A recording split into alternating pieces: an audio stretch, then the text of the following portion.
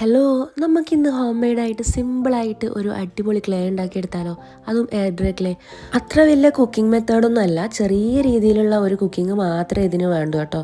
അപ്പോൾ നമ്മൾ ആദ്യം ഒരു കപ്പ് കോൺഫ്ലോർ എടുത്തിട്ടുണ്ട്. ഇനി അതിലേക്ക് ആവശ്യത്തിനുള്ള ഗ്ലൂ ഒഴിച്ചു കൊടുത്തിട്ട് ചപ്പാത്തി പരത്തുന്ന പോലെ പരുവത്തിൽ ഒന്ന് പരത്തി കൊടുക്കുക, ഒന്ന് കുഴച്ച് കൊടുക്കുക.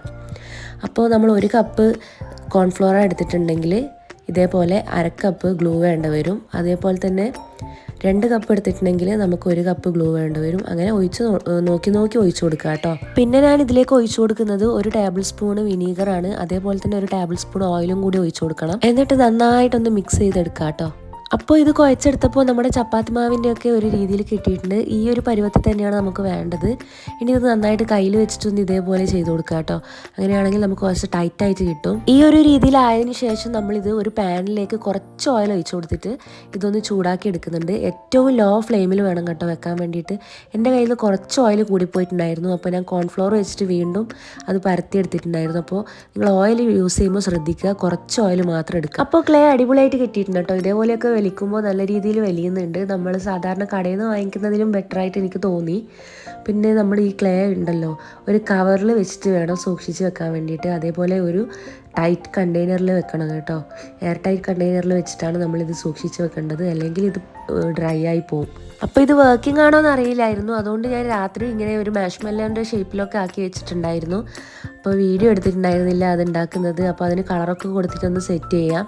അതിനുശേഷം ഞാൻ ഇന്ന് മോർണിംഗ് എണീച്ചിട്ട് അതേപോലെ തന്നെ കുറച്ച് സംഭവങ്ങളൊക്കെ ഉണ്ടാക്കിയിട്ടുണ്ട് കേട്ടോ. അപ്പോൾ വീഡിയോയിൽ കാണിക്കുന്നുണ്ട്. അതിൻ്റെയൊക്കെ മെത്തേഡ് നോക്കിയിട്ട് അതേപോലെ ചെയ്യും. രാവിലത്തേക്ക് ഡ്രൈ ആവോ ഇല്ലയോ അതോ മെൽട്ടായി പോവോ എന്നൊക്കെ എനിക്ക് ഡൗട്ട് ഉണ്ടായിരുന്നു. പക്ഷേ ഞാൻ രാത്രി തന്നെ എടുത്ത് നോക്കിയപ്പോൾ അപ്പോഴേക്കും അത് ഡ്രൈ ആയിട്ടുണ്ടായിരുന്നു ഓൾമോസ്റ്റ്.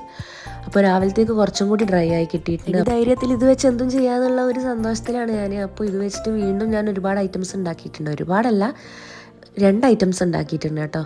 അപ്പോൾ ഒന്ന് ചോക്ലേറ്റും അതേപോലെ തന്നെ 2 മാക്രോൺസിൻ്റെ ബിസ്ക്കറ്റില്ലേ അതും കൂടിയാണ് ഉണ്ടാക്കിയിട്ടുണ്ടായിരുന്നത്. അപ്പോൾ വീഡിയോയിൽ ഫുള്ളായിട്ട് അത് ചെയ്യുന്ന മെത്തേഡ് നോക്കിയിട്ട് അതേപോലെ തന്നെ ചെയ്യാം കേട്ടോ.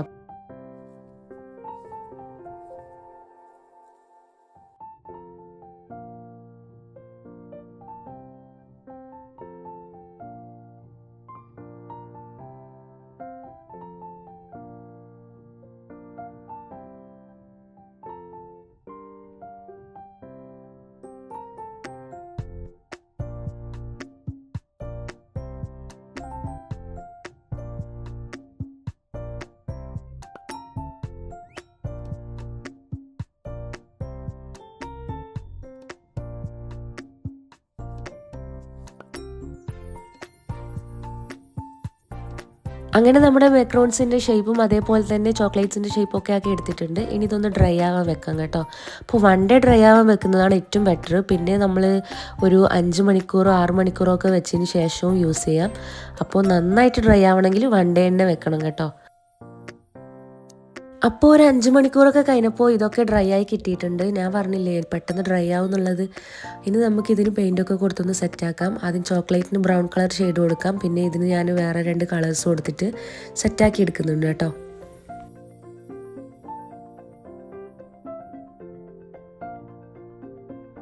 ഫൈനലി നമ്മുടെ ചോക്ലേറ്റ്സും മാക്രോൺസും അതേപോലെ തന്നെ മാഷ്മെല്ലും ഒക്കെ സെറ്റായി കിട്ടിയിട്ടുണ്ട്. അപ്പോൾ നിങ്ങൾക്ക് ഇതേപോലുള്ള വീഡിയോസ് ഇനിയും കാണണമെങ്കിൽ എൻ്റെ ചാനൽ സബ്സ്ക്രൈബ് ചെയ്യുക, അതേപോലെ തന്നെ ലൈക്ക് ചെയ്യുക, ഷെയർ ചെയ്യുക, കമൻറ്റ് ചെയ്യുക.